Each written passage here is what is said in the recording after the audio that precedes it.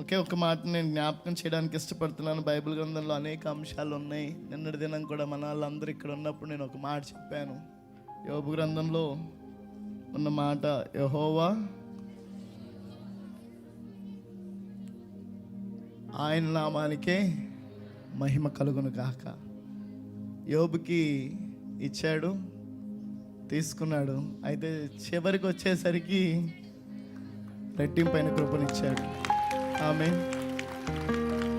ఇంకొక మాట చెప్పడానికి ఇష్టపడుతున్నాను. ఇది కాలిపోయింది మందిరం. చెప్పండి, పర్వాలేదు.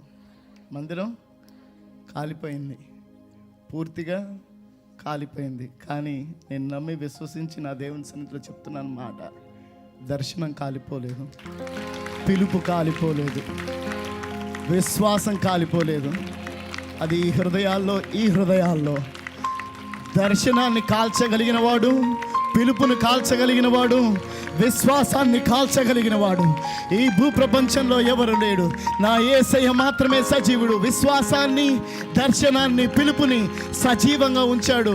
మందిరం భౌతికంగా కాలిపోవచ్చు, కానీ విశ్వాసం కాల్చబడలేదు, పిలుపు కాల్చబడలేదు, దర్శనం కాల్చబడలేదు.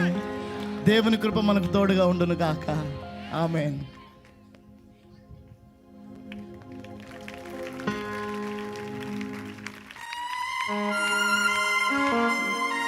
Well done, my son.